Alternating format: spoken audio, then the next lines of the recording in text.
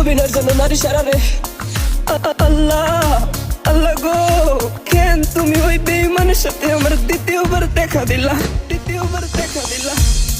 তোর প্রেমেতে পইরা জীবন হইল রে ছাড়ে খা।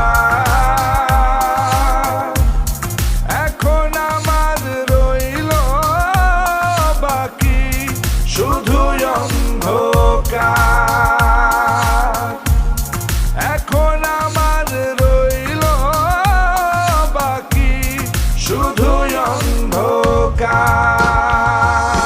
কতটা বেঈমান হলে পুরুষের জীবন নিয়ে খেলে।